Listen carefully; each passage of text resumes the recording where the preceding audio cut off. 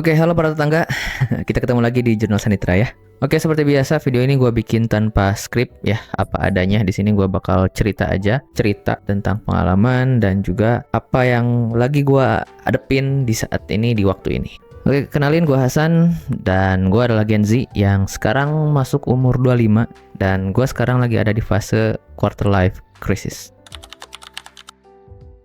Oke, jadi gini Pak, ya mungkin di antara kita ada yang masih bingung ya, quarter life crisis itu apa? Ya bisa dibilang fase di mana individu tuh ada dalam tahap kebingungan, tahap pencarian jati diri gitu kan, peralihan dari anak-anak ke dewasa. Ya intinya di dalamnya tuh tercampur overthinking, kecemasan, entah itu soal masa depan, kerjaan gitu ya, atau mungkin juga kayak hubungan sesama manusia, dengan pasangan, dengan keluarga. Nah itu masuk semua tuh di quarter life crisis ini. Dan itu semua yang gue rasain sekarang.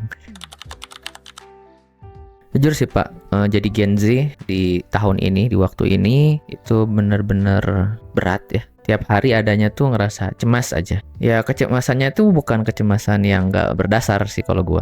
Pertama, ya, ekonomi negara lagi carut-marut. Yang kedua, gue belum menemukan pekerjaan setelah ya beberapa waktu lalu berhenti. Mungkin lebih tepatnya diberhentikan. Sampai saat ini gue masih belum menemukan pekerjaan tetap. Kalau freelance, ya gue masih freelance. Gue masih ngerjain tulisan. Ya, gue juga masih ngebantu perpustakaan buat nerapin aplikasi otomasi, aplikasi perpustakaan gitu ya. Tapi balik lagi, di ekonomi saat ini susah Pak. Oke, belum lagi masih banyak tempat-tempat gitu ya yang udah ketelan stigma negatif tentang Gen Z yang katanya nggak bisa kerja, yang katanya mental tempe dan sebagainya. Ya, gua pun nggak bisa menampik hal itu. Cuman kan sebagai orang yang baru lulus kuliah nih, terus sekarang masuk dunia kerja ada kesalahan tiba-tiba dikatain kayak gitu, ya mau gimana?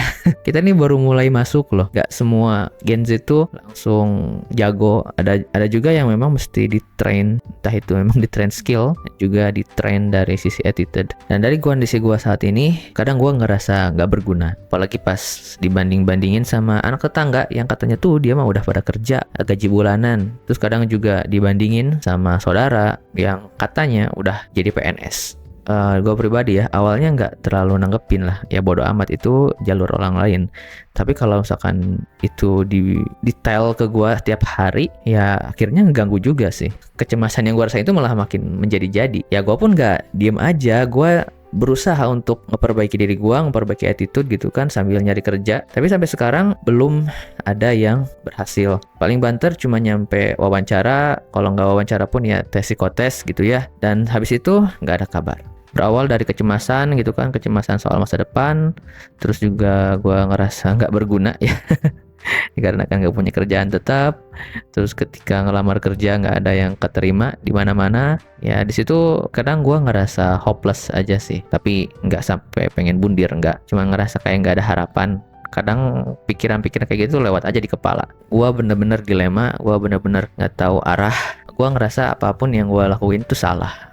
Coba deh kalau misal ada spoiler gitu ya dari masa depan, mungkin nggak akan secemas ini. Tapi ya mau gimana lagi, nggak bisa. Gue harus menjalani ini kan.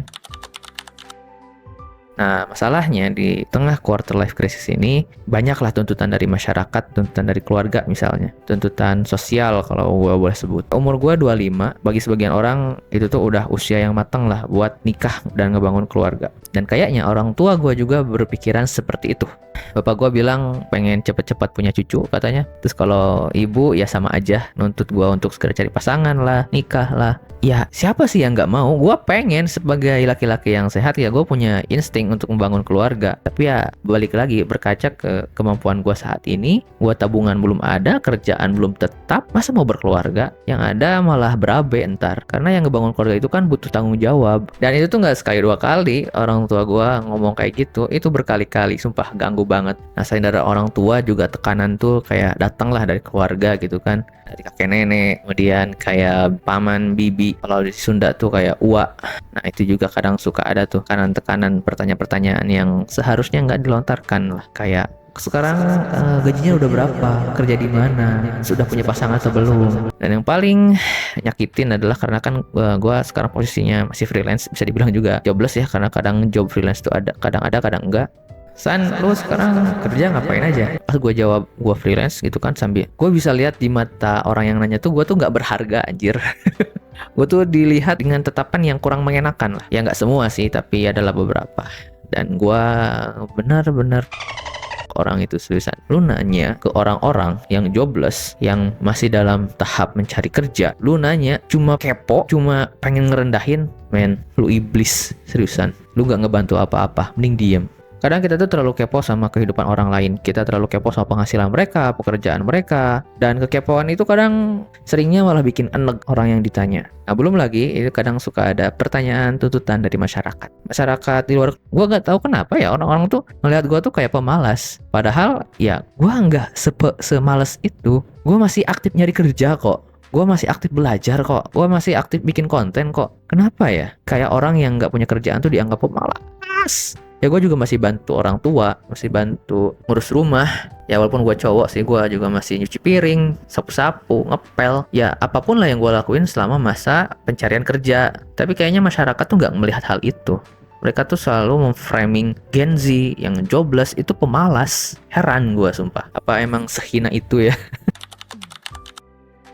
Di usia 25 tahun ini, menurut lo normalnya seorang pria, seorang laki-laki itu mesti udah mencapai apa? Karirnya bagus, berkeluarga, atau mungkin mulai bangun rumah? Ya, jawaban-jawaban kayak gitu adalah jawaban yang benar. Seenggaknya buat sebagian orang. Gue udah lihat teman-teman gue gitu kan, entah itu mereka cerita langsung ataupun publish posting di media sosial.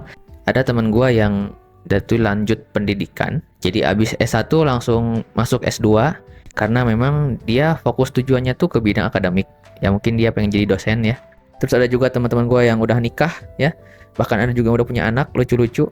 Ya kalau untuk urusan ini gue nggak terlalu memikirkan ya, karena gue udah terbiasa hidup sendiri. Jujur gue nggak bisa membayangkan diri gue punya istri ataupun punya anak. Beda sama bapak gue. Gue inget cerita dari ibu, kalau dulu bapak gue nikah sama ibu tuh pas umur-umur 25 ini. Bapak gue tuh udah berani ngelamar ibu, dan setahun berikutnya punya gue.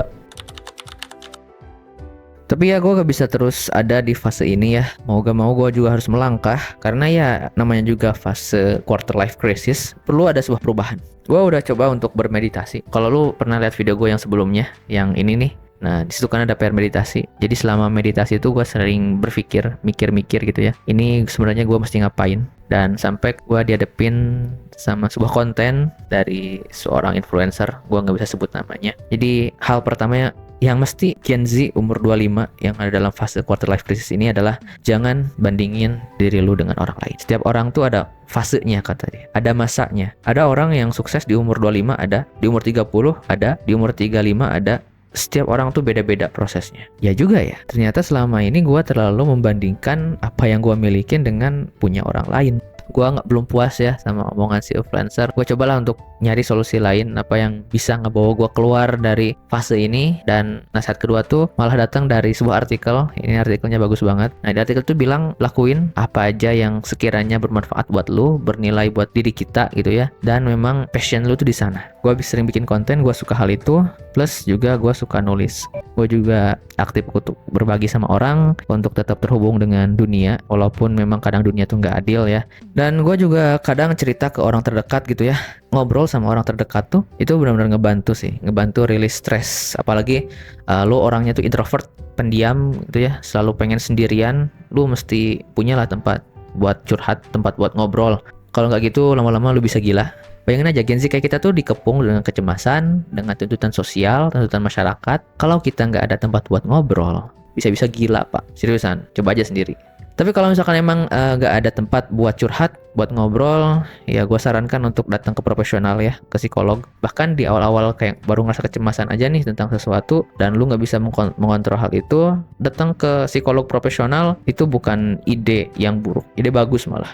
Lu harus coba sih. Sekali seumur hidup aja coba dulu. Karena dari pengalaman gue, kalau misalkan lu udah nonton video gue yang sebelumnya nih, yang soal bahas ke psikolog, ternyata dengan datang ke psikolog itu kita nggak cuman tahu kita mesti ngapain, kita juga bisa jadi untuk lebih mengenal diri. Karena siapa tahu nih permasalahan yang kita hadapin itu kemungkinan ada salahnya kita juga di situ.